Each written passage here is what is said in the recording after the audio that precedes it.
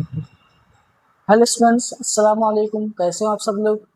I hope आप लोग अच्छे होंगे और मैं स्वागत करता हूं आप सभी का हमारे प्यारे चैनल रहमानी अपेक्स पे।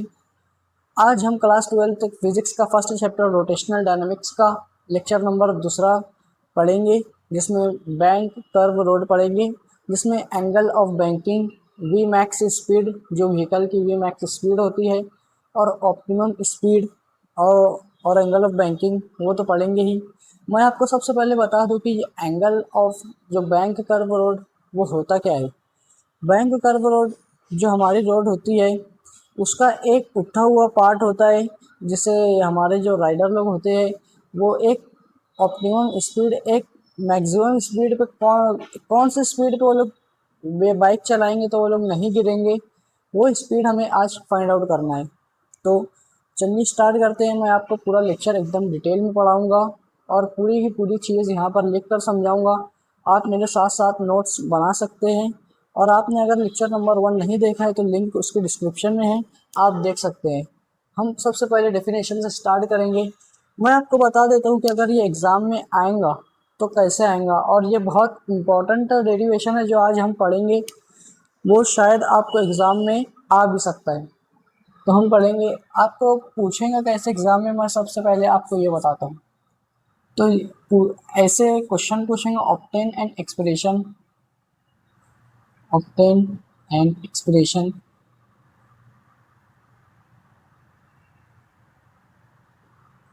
Of safety speed of vehicle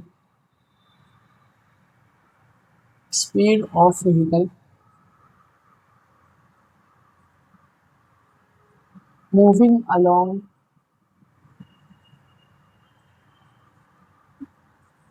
bank curve road.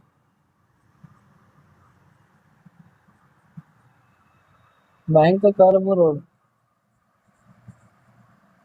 तो सबसे पहले हम देखेंगे कि बैंकिंग ऑफ रोड होता क्या है।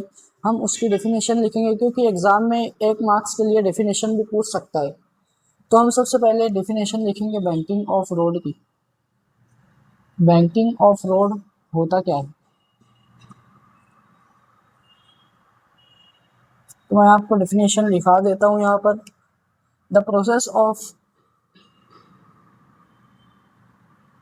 The process of rising outer as of road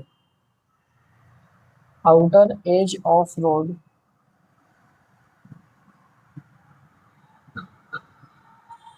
over its inner edge of road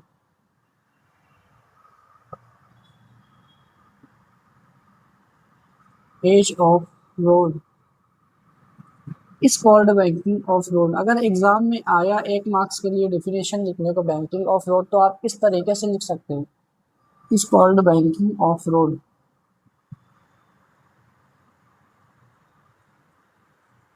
मैं आपको एंगल ऑफ बैंकिंग का भी डेफिनेशन लिखा देता हूँ। पहले ये डेफिनेशन समझ लेते हैं कि ये डेफिनेशन बोल क्या रहा है। बैंकिंग ऑफ रोड तो ये एक प्रोसेस है rising outer as of road. जो रोड हमारी होती है उसका जो एक पार्ट होता है उसको रेस करके उठा दिया जाता है, जिसकी वजह से जो स्पीड होती है राइडर लोग की, वो स्पीड से एकदम बाइक को चला सकते हैं। तो आज हम वही v max speed find out करेंगे। और अभी मैं एंगल ऑफ बैंकिंग का जो डेफिनेशन लिखूंगा, तो जब हम इसका डेरिवेशन सॉल्व करेंगे तो आपको एंगल ऑफ बैंकिंग का डेफिनेशन वहीं से समझ में आएगा जब मैं फिगर बनाऊंगा उसकी। तो अभी आप एंगल ऑफ बैंकिंग की डेफिनेशन सिर्फ राइट कर लो, एंगल ऑफ बैंकिंग, क्योंकि ये भी 1 मार्क्स के लिए डेफिनेशन पूछ सकता है एग्जाम में। एंगल ऑफ बैंकिंग तो हम यहाँ पर लिखते हैं the angle made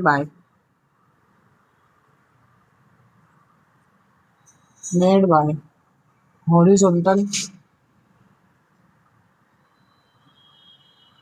horizontal surface of road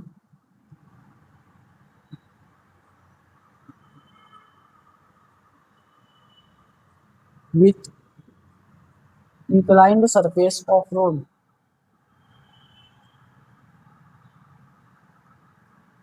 इसे हम एंगल ऑफ बैंकिंग बोलेंगे। मैं जब इसका डेरिवेशन सॉल्व कराऊंगा, जब फिगर बनाऊंगा, तो आपको एकदम अच्छे से समझ में आ जाएगा कि एंगल ऑफ बैंकिंग बोलते किसको है। अभी आप डेफिनेशन सिर्फ लिख लो, इंक्लाइंड सरफेस ऑफ रोड। आप इतनी डेफिनेशन लिख सकते हो, इसका स्क्रीनशॉट भी ले लो अगर नहीं लिखा हो तो। अब मैं ये रफ कर देता हूँ। अब हम एक पेज पे पूरा का पूरा डेरिवेशन हम सॉल्व करेंगे।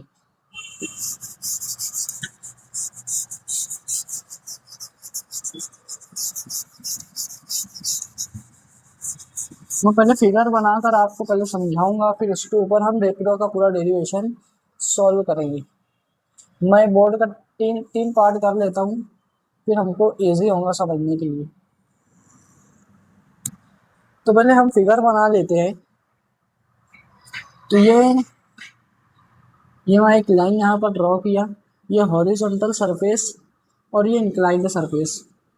एग्जाम में आपको इसी तरीके से फिगर बनाकर जो डेरिवेशन है उसको डिराइव करना है। ये इंक्लाइन मैं पहले नेमिंग कर देता हूँ, ए बी एंड सी। हम यहाँ पर लिख देते हैं सॉल्यूशन। पहले हम यहाँ पर लिख देते हैं जो ए बी है वो हमारा हॉरिजॉन्टल रोड है,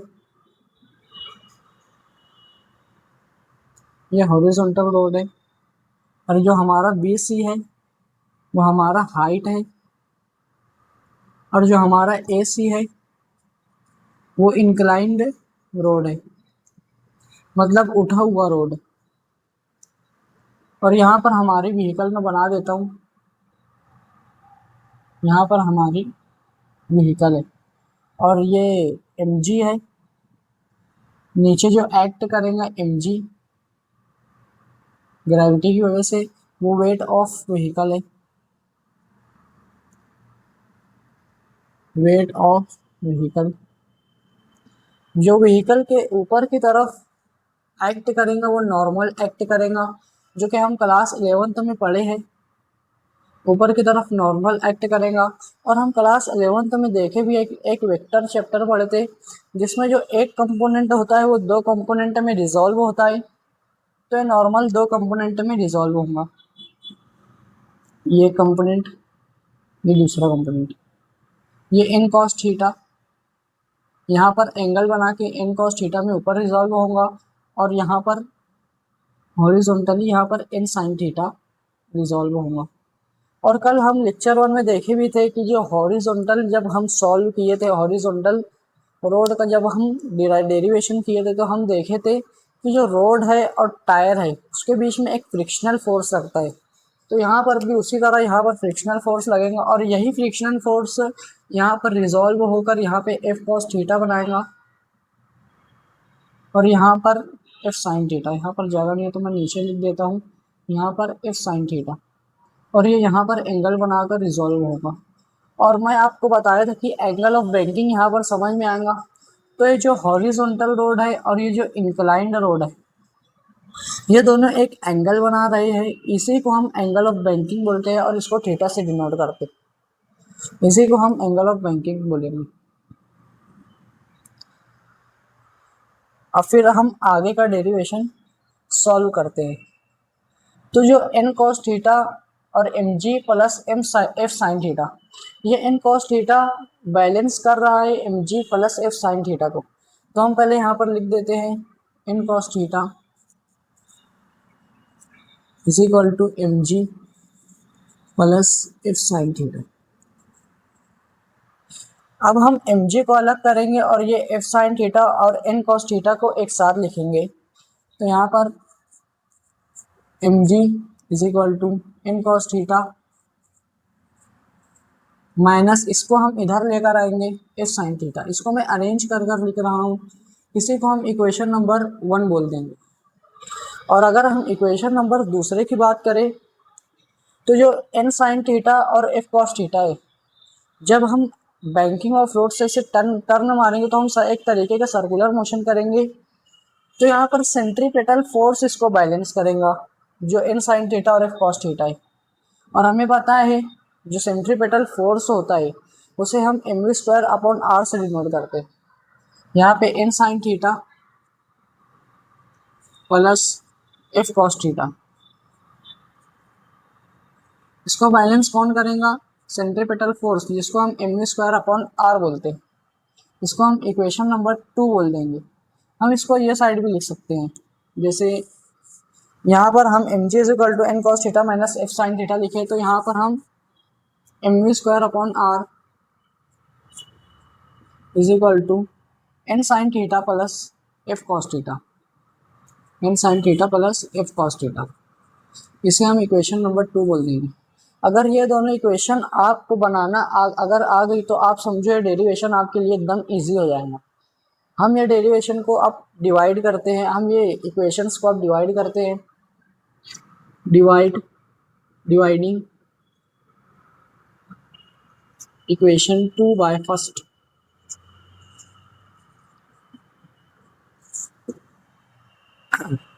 मैं जिस तरीके से लिख रहा हूँ आप पेपर में उसी तरीके से सॉल्व करना, एकदम इजी हो जाएगा आपके लिए। M v square upon r is equal to N sine theta plus f cos theta. इसको डिवाइड करेंगे इक्वेशन 1 से, जो है m g is equal to N cos theta minus f sine theta.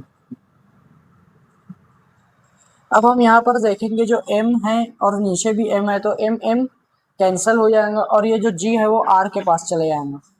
तो v square upon r g is equal to N sine theta plus f cos theta upon N cos theta minus f sine theta.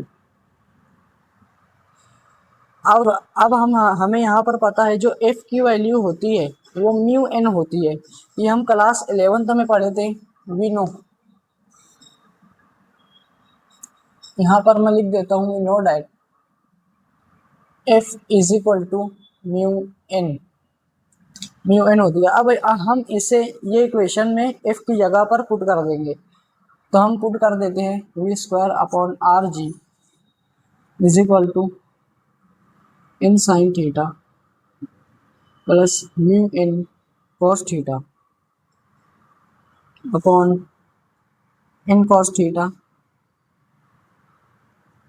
Minus mu n sine theta.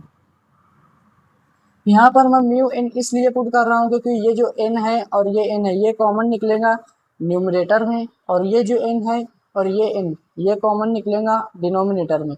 तो ऐसे numerator और denominator में common निकल के दोनों n cancel हो जाएंगे। तो अब हम यहाँ पर कॉमन निकाल देंगे, v square upon r g, n common निकला sine theta plus mu cos theta upon n common निकला cos theta minus mu sine theta. यहाँ पर दोनों साइड आप देख सकते हो n और n कॉमन निकल चुका है, जिसको हम कैंसिल कर देंगे। अब हम जब n को कैंसिल करेंगे तो यहाँ पर लिख देंगे v square upon r g is equal to sine theta plus mu cos theta upon cos theta minus mu sine theta. अब ये जो इक्वेशन है ये जो इक्वेशन को बोथ न्यूमरेटर और डिनोमिनेटर हर एक टर्म को हम डिवाइड करेंगे कॉस थीटा से। कॉस थीटा से डिवाइड क्यों करेंगे? क्योंकि यहाँ पर कॉस थीटा है, यहाँ पर कॉस थीटा है, कॉस थीटा कैंसिल हो जाएगा, इसीलिए हम उसको डिवाइड कर देंगे। तो मैं लिख देता हूँ यहाँ पर dividing equation by cos theta. तो हम यहाँ पर डिवाइड कर देंगे कॉस थीटा से v square upon r g is equal to sine theta upon cos theta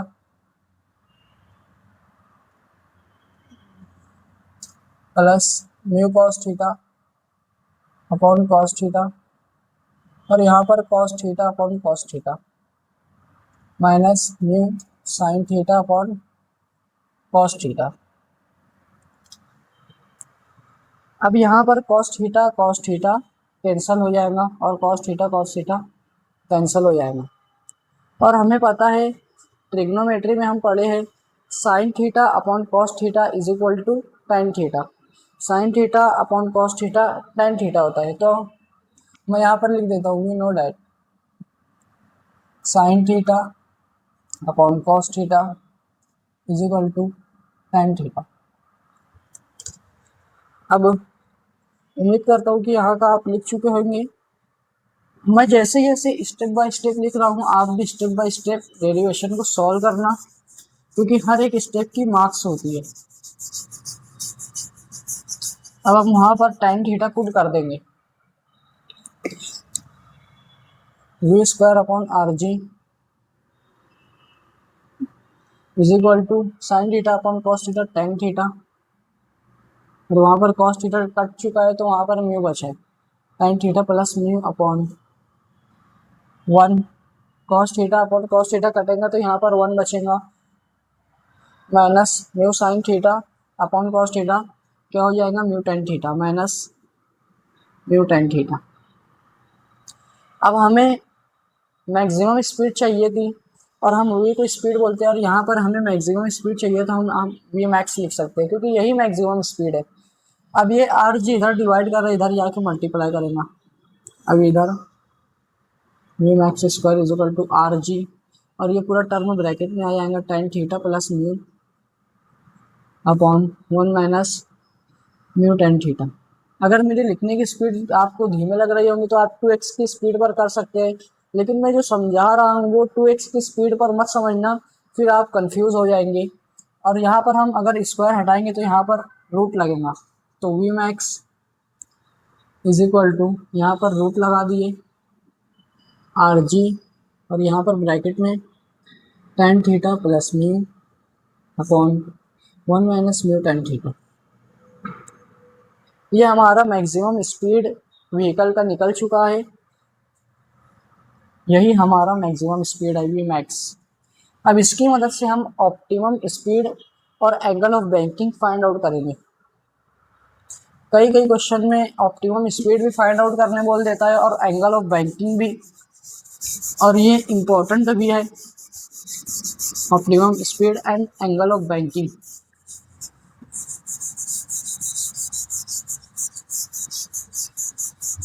मैं आपको एकदम स्टेप बाय स्टेप सॉल्व करा रहा हूँ, आप भी इसी तरह से नोट्स बनाएंगे और सॉल्व करेंगे। अब हम फाइंड आउट करेंगे ऑप्टिमम स्पीड। ऑप्टिमम स्पीड बोले तो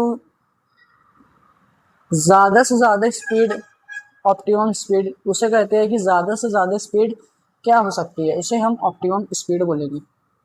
तो जो ऑप्टिमम स्पीड होता है तो यहाँ पर जो म्यू की वैल्यू होती है बस वो ज़ीरो हो जाती है, बाकी सब सेम रहता है। बस यहाँ पर हम म्यू की वैल्यू को ज़ीरो पुट कर देंगे। तो हम यहाँ पर वी मैक्स का एक्सप्रेशन लिख देते हैं पहले, v max is equal to r g tan theta plus mu upon one minus mu tan theta. यहाँ पर म्यू की वैल्यू हम अगर ज़ीरो रखेंगे तो यहाँ पर म्यू की वैल्यू हम ज़ीरो रखेंगे, यहाँ पर अगर हम म्यू की वैल्यू ज़ीरो रखेंगे तो पूरी टर्म यहाँ पर ज़ीरो हो जाएंगी। तो यहाँ पर जो वी मैक्स है वो हमारा रहेगा आर जी टेन थीटा, ये हमारा हो जाएगा are g tan theta. One second.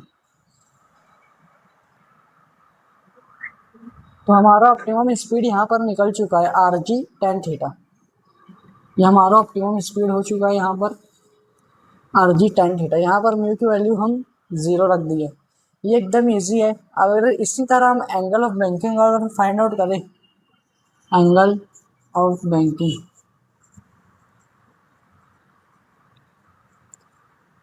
Angle of banking अगर हम फाइंड आउट करेंगे तो इसे यहाँ पर सिर्फ यही एक्सप्रेशन रखेंगे, यहाँ पर रूट को हटाएंगे तो यहाँ पर स्क्वायर लग जाएगा, यहाँ पर वी मैक्स नहीं रहेंगे। यहाँ पर ऑप्टिमम स्पीड हम फाइंड आउट किए तो यहाँ पर वी नॉट हो जाएगा, यहाँ पर ऑप्टिमम स्पीड के लिए वी नॉट हो जाएगा आर जी टेन थीटा।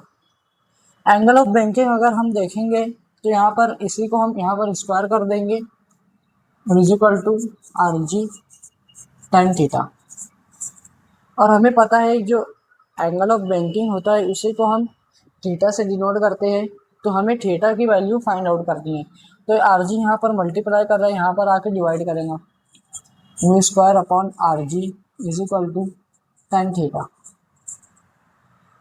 और यहाँ पर टेन थीटा मल्टीप्लाई कर रहा है, हमें थीटा की वैल्यू चाहिए ना, एंगल ऑफ बैंकिंग हम थीटा से डिनोट करते हैं।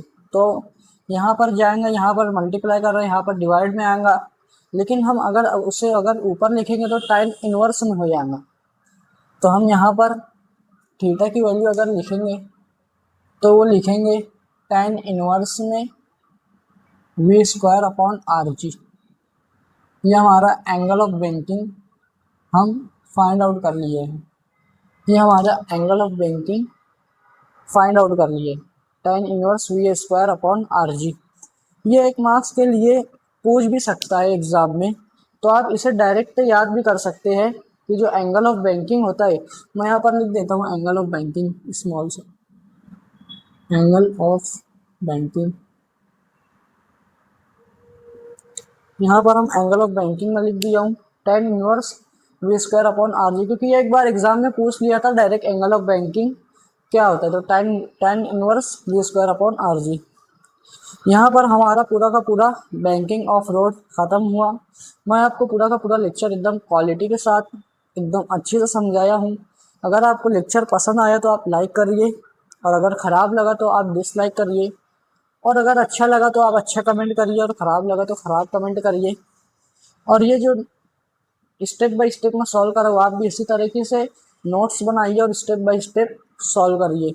और अगर आप हमारा पहले लेक्चर नहीं देखा तो डिस्क्रिप्शन में उसकी लिंक है, आप पहले लेक्चर देख सकते हो, उसमें भी हम पूरा डिटेल में हम सॉल्व किए हैं। और अगर कुछ गलती हुई होंगी तो उसके लिए sorry. Okay, take care and bye.